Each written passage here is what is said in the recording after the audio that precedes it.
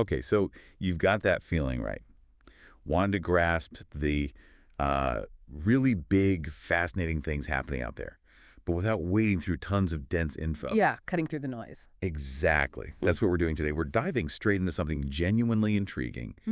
We're talking about these strange magnetic signals that CERN picked up. Right, the particle physics lab. Yeah, and at the same time, there are these, well, concerning changes happening with Earth's own magnetic field, specifically this area called the South Atlantic Anomaly. A known weak spot. We've got some really interesting material here, sort of laying out these discoveries and asking some, frankly, pretty big questions. It definitely makes you think. So our mission, basically, is to unpack these magnetic mysteries, look at them on their own first, Understand each piece. and then explore this admittedly speculative idea.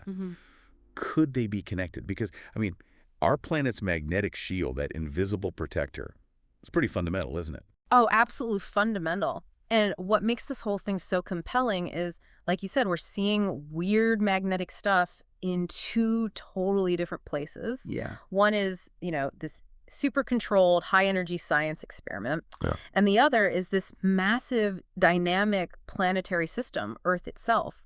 But both really hinge on magnetism.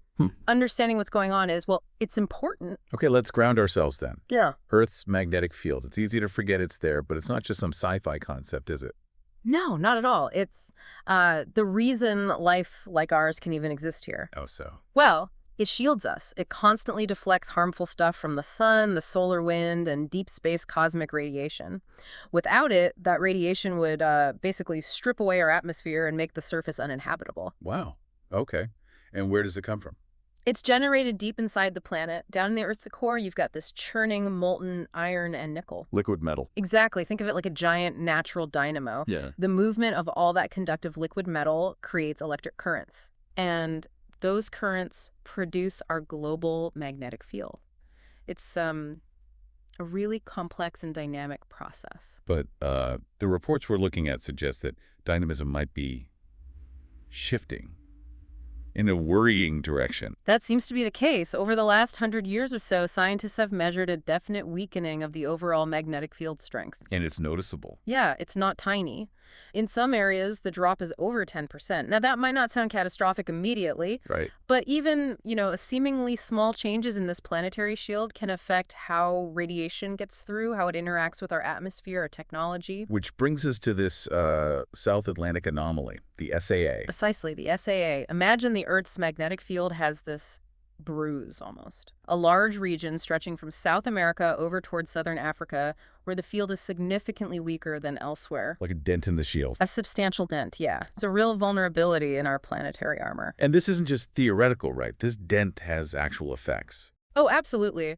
Satellites, when their orbits take them through the SAA, get hit with much higher levels of radiation. So what happens? You see things like instrument glitches. Computers on board can suddenly reboot.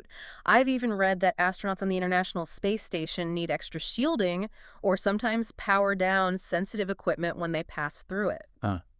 So NASA's watching this closely. Very closely. And their data shows a couple of concerning trends. It's not just that the anomaly is getting weaker. Okay. It's also slowly drifting westward, and it seems to be growing in size, expanding. And that matters because of our reliance on satellites. Think about, GPS navigation, mobile phone signals, internet data. So much of that relies on satellites passing through all regions of space around Earth, including this one. So a bigger, weaker SAA means more risk to those systems. Exactly. More glitches, potentially more failures. If the overall field keeps weakening, the SAA could be, a sign of bigger problems to come for our tech infrastructure. Okay, so what's the theory behind why it's weakening? The source mentioned geomagnetic reversal. That sounds dramatic. It is a major geological event. Basically, a geomagnetic reversal is when the Earth's magnetic north and south poles flip positions. They swap places. They swap places. And we know from the geological record, looking at magnetic minerals in old rocks, paleomagnetism, that this has happened many, many times in Earth's history. When was the last time? The last major reversal finished about 780,000 years ago. Wow. Okay, so is that what's happening now? Well, that's the million-dollar question. These reversals are incredibly slow processes. They unfold over thousands of years, not overnight. Ah, okay. So while the current weakening could possibly be the very, very early stages of a reversal And starting, we don't know for sure. we really don't. Scientists have no clear way to predict if or when the next reversal will happen. It's a long-term possibility, but the timing is completely uncertain. Okay, so that's the situation with Earth's field. Weakening, this SAA growing. Now, let's switch gears and go deep underground. To CERN. Right, beneath Switzerland and France, home of the Large Hadron Collider, the LHC. Just a quick reminder for anyone maybe less familiar, this is the biggest particle physics experiment ever built. It's immense. A 27-kilometer underground ring where they smash protons together at just under the speed of light, trying to recreate conditions from, like, the first moments after the Big Bang. It's mind-bending science, truly trying to understand the fundamental building blocks of the universe. And to do that, to control these beams of particles flying around, they use magnets, right? Powerful ones. Incredibly powerful. CERN uses this huge, complex system of electromagnets over 50 different types. 50? Wow. Yeah, and some of them generate magnetic fields that are, get this, up to 100,000 times stronger than Earth's natural field. Whoa. That's hard to even imagine. What kind of magnets are we talking about? We have the main dipole magnets, thousands of them, which bend the proton beams around the ring.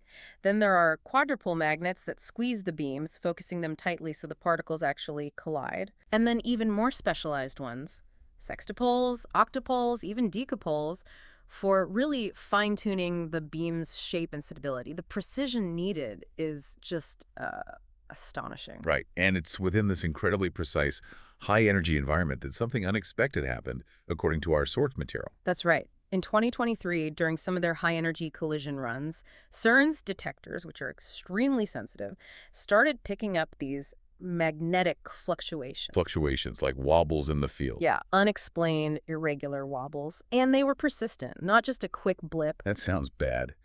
In a place that relies on magnetic precision. It's definitely not ideal. You absolutely need a stable, predictable magnetic environment for the experiments to work properly. Why? What could happen? Even tiny magnetic disturbances can affect the paths of the particles being measured after the collisions. It could mess up the data, make it unreliable.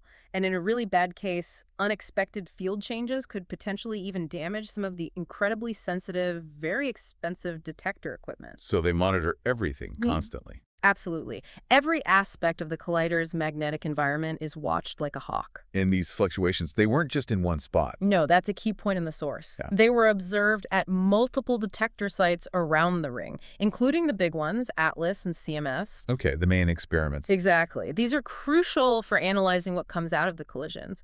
So the fact that different independent detectors saw these anomalies suggests it wasn't just, one faulty sensor. Right. So what could be causing it? Well, the most mundane explanation is always some kind of local electromagnetic interference, basically, electrical noise from somewhere nearby. And that's certainly possible. Right. But the source notes that the persistence and the detection across multiple sites have made some researchers, especially those who study extreme energy fields, pause. They're not immediately dismissing it as just noise.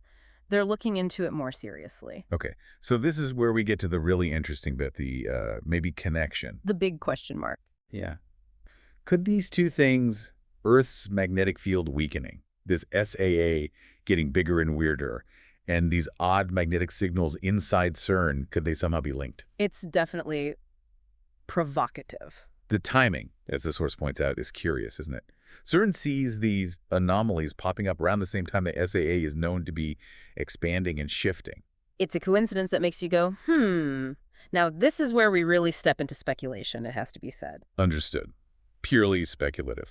But the question people are asking is, could CERN's experiments, creating these incredibly intense energy densities within a region of space where Earth's natural shield is already weakened, could they be interacting, feeding into each other in some way we don't understand? Is that even possible? I thought CERN's magnets were contained. That's the standard physics understanding, yes. The fields are incredibly strong, but they are designed and engineered to be confined within the collider tunnel itself. They shouldn't be projecting significantly outwards, certainly not enough to directly affect the Earth's entire magnetosphere. However, the source does mention there are some, let's call them fringe ideas, from a few independent physicists. Okay. Like what? Theories suggesting that maybe these super high-energy collisions could cause tiny ripples in space-time itself, or somehow influence the local electromagnetic field environment in subtle, unexpected ways right around the facility. Wow, okay. That sounds pretty out there. It is. It's crucial to stress these are not accepted mainstream theories. They haven't been proven or widely adopted by the physics community. Right. It kind of reminds me of the early worries about the LHC creating tiny black holes or something. Exactly. Those fears were studied and ultimately shown to be unfounded based on our current understanding of physics and observations of cosmic rays. But it illustrates a point. Which is? That when you're operating at these energy frontiers, pushing the limits of what's known, there are always going to be questions about potential effects we haven't anticipated.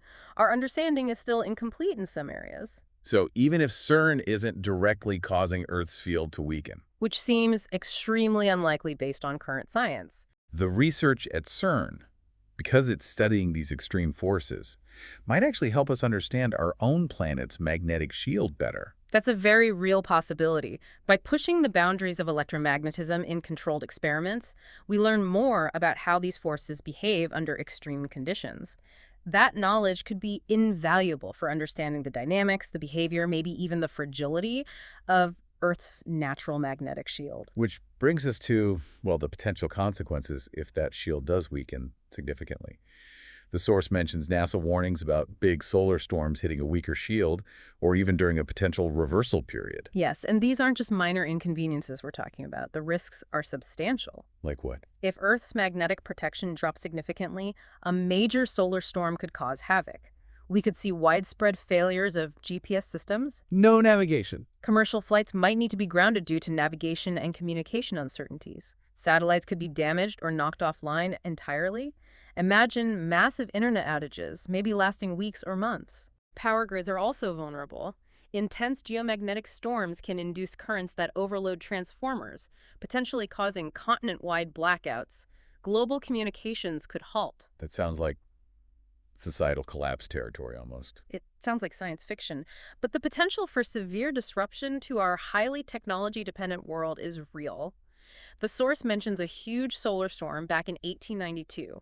The Carrington event was even bigger in 1859. If a storm of that magnitude hit us today, With everything run by electronics. the impact could be catastrophic. Recovery could take years and cost trillions. Okay. So just to be absolutely clear, though, the consensus isn't that CERN is causing this risk. No, let's reiterate that. Based on everything we currently understand, CERN's magnetic fields are contained and are not the driver behind the weakening of Earth's overall magnetosphere. That seems to be a much larger scale natural planetary process. But understanding extreme magnetism wherever we study it is key. Exactly. The insights gained from CERN about how fundamental forces behave could be crucial in the long run. It might help us better understand the risks our planet faces from space weather and the dynamics of its own magnetic field, and maybe even develop ways to mitigate potential future impacts. So there we have it. Quite the journey. From deep inside the Earth to deep underground in Switzerland. We've looked at the weakening magnetic fields, the South Atlantic Anomaly, those strange blips at CERN. It really leaves you with a big question, doesn't it? Are these just two separate, interesting scientific puzzles happening at the same time? Parallel curiosities. Or could they possibly be, hints, maybe Yeah. signals of something larger, some kind of interconnected phenomenon that we're only just starting to glimpse? It's definitely something to mull over. What aspect of this resonates most with you listening? The planetary scale changes, the high-tech anomalies, the speculative connection. It really highlights how many mysteries still surround our planet and the fundamental forces at play. There's still so much we don't fully understand. Continuous exploration, asking these kinds of questions, it's vital. And maybe I'll just leave you with this final thought to chew on. What if our most ambitious scientific projects, driven by this amazing quest for knowledge, what if they are, in ways we can't yet detect or comprehend, subtly interacting with Earth's own deep natural systems? It's definitely something to think about.